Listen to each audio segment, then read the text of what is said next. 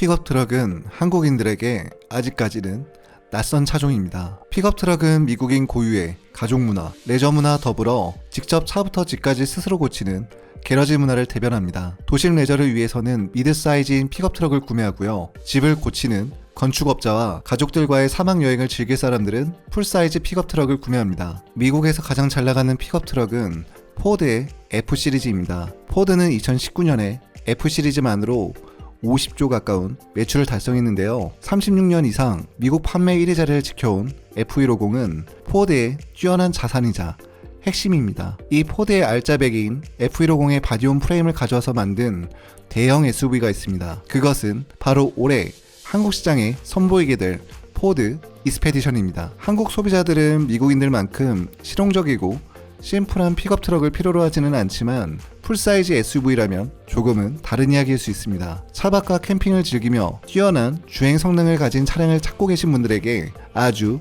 매력적인 차량이 바로 포드 이스페디션인데요. 4월부터 국내 판매가 예정된 이 포드 이스페디션에 대해서 알아보는 시간을 갖도록 하겠습니다. 미국 포드 공식 홈페이지를 보면 총 8가지 트림이 있다는 것을 알 수 있습니다. 일단 XLT와 리미티드, 킹렌치와 플래티넘으로 구성된 4가지 트림이 있고요. 맥스라는 각 트림별 롱바디 모델이 존재합니다. 한국에서는 맥스가 붙어있지 않은 일반 모델들을 숏바디 모델이라고 합니다.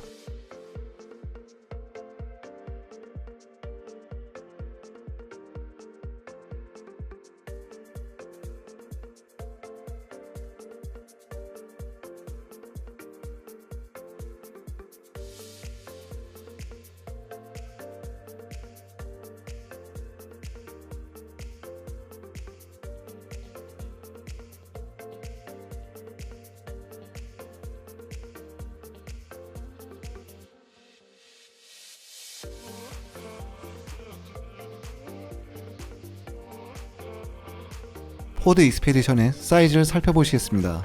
기본형인 숏바디 모델의 사이즈부터 말씀드릴게요. 레귤러의 전장은 5334mm, 전고는 사륜 기준 1940mm, 전폭은 2123mm, 휠베이스는 3111mm입니다.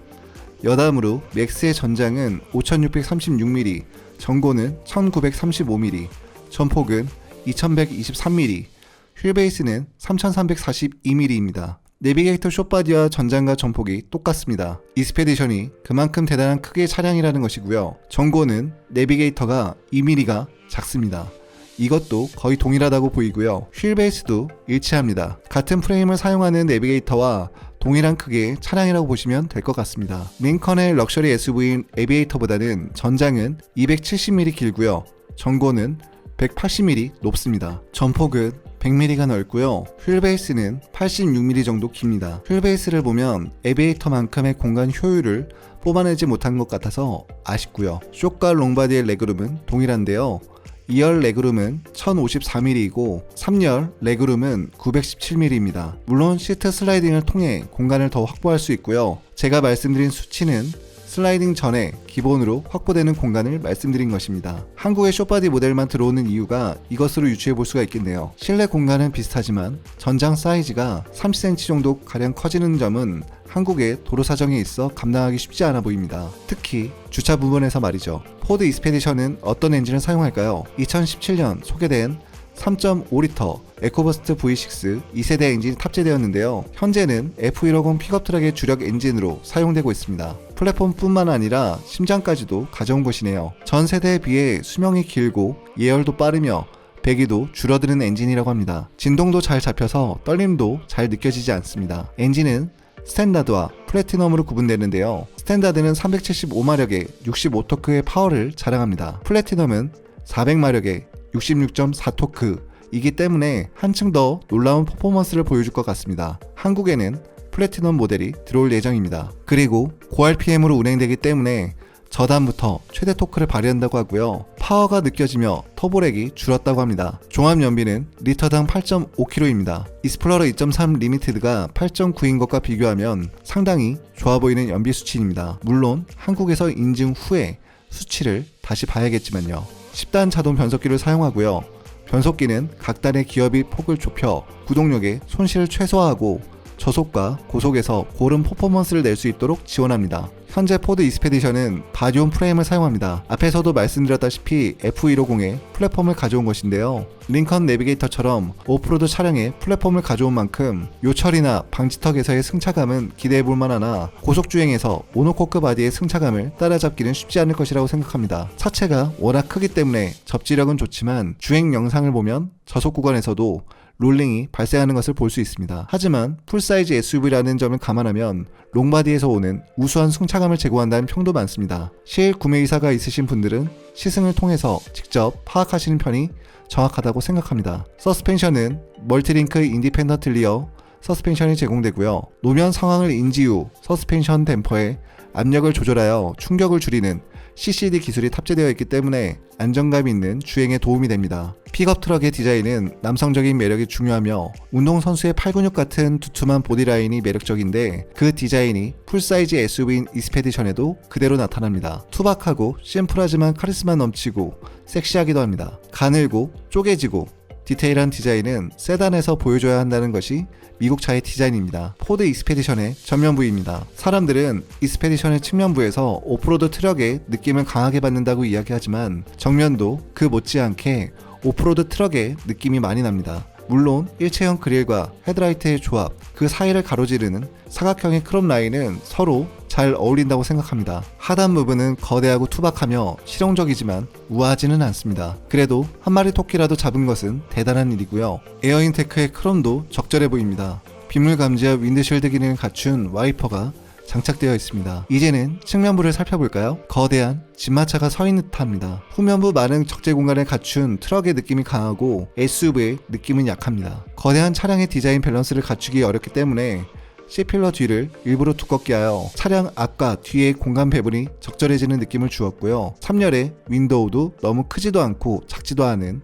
적절한 개방감을 갖추게 되었습니다. 윈도우 아래 스테인리스 스틸을 끝까지 연결하여 쭉 뻗어져 나가는 느낌을 주었습니다. 후면부 디자인은 일단 깔끔하고 정면이나 측면에 비해서는 나아 보입니다. 헤드램프와 마찬가지로 리어램프도 디귿자 형태를 취하고 있습니다. 중앙부에 크롬 라인이 일자형으로 뻗어 있고요. 하단부가 돌출되어 있는 형태라 스포티한 느낌도 조금 있습니다. 포드 익스페디션은 F150과 전체적인 인테리어 구성이 비슷하다는 평이 많습니다. 이렇게 나란히 두 차량을 비교해보면 배치와 구성이 닮았다는 것을 알 수 있는데요. 고가형 SUV라기보다는 미국 감성이 살아있는 트럭의 실내를 보는 듯하고 구성도 깔끔합니다. 최근 나오는 링컨의 실내와 비교하면 아쉽긴 하지만 포드의 감성이 원래 이렇습니다. 에어벤트의 크기는 거대하여 올드한 느낌인데 터치스크린은 8인치로 다소 작습니다. 이번 신형 F150에 적용되는 대형 모니터가 적용되었으면 좋았을 텐데 아쉬운 부분이고요. 그리고 싱크3의 받는 속도도 느린 편이라 일부 기능을 이용 시 로딩 시간이 조금 걸린다고 합니다. 스티치 부분은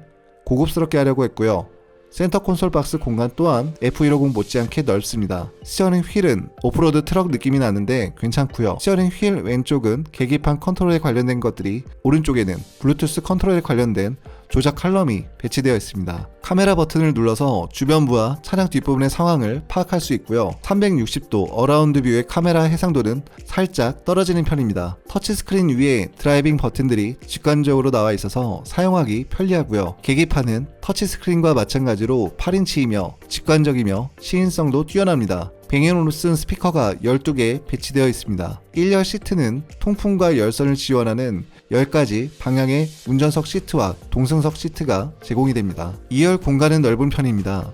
헤드룸과 레그룸 역시 충분하고요. 다만 좌석은 살짝 작아 보입니다. 차체 크기가 워낙 크기 때문일까요? 2열이 캡틴 시트로 구성될지 벤치 시트로 구성될지는 아직 공개된 바가 없는데요. 캡틴 시트가 추가된 경우라면 40, 20, 40에 폴딩과 슬라이딩이 가능하고요. 그리고 시트의 리클라이닝 각도는 매우 크기 때문에 편안함을 느끼실 수 있습니다. 미국에서는 2열의 엔터테인먼트 모니터를 1995달러를 내고 추가할 수가 있는데 한국 시장에서는 들어오는 모델에 적용될지 미지수입니다. 아마도 적용되지 않을 것 같고요. 3열 공간 또한 넓은 편입니다.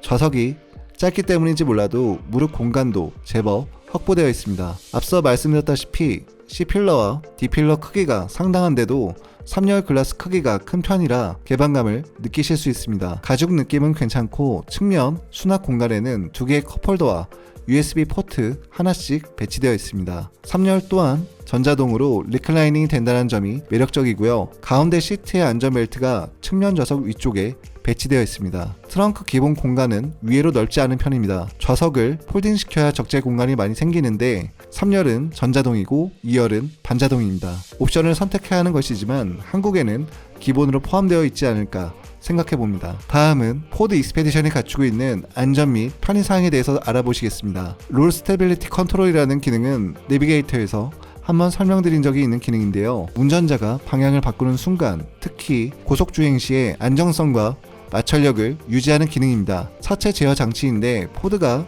세계 최초로 개발한 안전 기능이라고 할 수 있습니다. 클래스 4 트레일러 히치 컨트롤 갖추고 있고요. 포드 패스 커넥트 갖추고 있습니다. 아까 싱크 3 적용된다고 말씀드렸고요. 스탑앤고가 포함된 어댑티브 크루즈 컨트롤이 적용됩니다. 포드 코파일럿 360에는 오토 하이빔이 있고요. 블라인드 스팟 알람, 크로스 트래픽 알람이 매우 예민하게 반응합니다. 레인 키핑 시스템 갖추고 있고요. 전방 자동 긴급 브레이크가 포함된 충돌 방지 시스템이 적용되어 있습니다. 후방 카메라 또한 포함되어 있고요. 헤비듀티 트레일러 토어 패키지도 갖추고 있습니다. 이 패키지는 전용의 라디에이터와 더불어 트레일러 포드에 프로 트레일러 후진 어시스트, 통합형 트레일러 브레이크 제어 장치, 그리고 종 감속비가 3.73 대 1인 전자식 트랜스퍼 케이스까지 적용된다고 합니다. 이를 적용하면 기존보다 한층 월등한 4톤 정도의 견인 중량을 갖추게 되고요. 익스페디션은 클래스 4의 견인력을 갖추고 있기 때문에 이는 내비게이터와 비견되며 클래스 3의 익스플로러보다는 한 수 위인 견인력을 갖추고 있다고 보시면 됩니다. 오늘 알아본 포드 익스페디션은 아주 크고 조금은 투박해 보이며 SUV이지만 오프로드 트럭의 느낌도 나는 미국의 정통 SUV입니다. 익스플로러를 통하여 한국에서 수입 대형 SUV에 대한 관심을 만들어낸 포드가 이번 익스페디션을 통해서 다시 한번 대형 SUV 시장의 새로운 패러다임을 만들어낼 수 있을지, 또는 너무 큰 사이즈로 인해서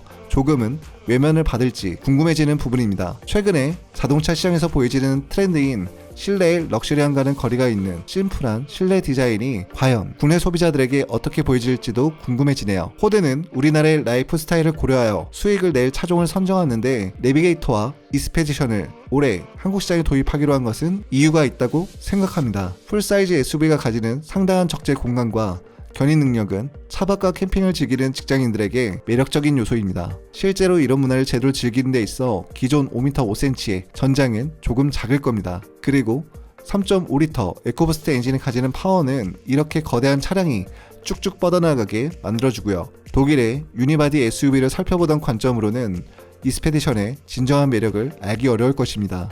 익스페디션은 럭셔리함보다는 카리스마와 섹시함이 돋보이는 차량이라고 생각하고요. 익스플로러에서 부족한 실내 공간을 느끼신 분들이라면 한번 살펴보시면 좋겠고요. 오늘 영상은 여기까지입니다. 다음에는 더욱 다양한 차량 정보로 찾아뵙도록 하겠습니다.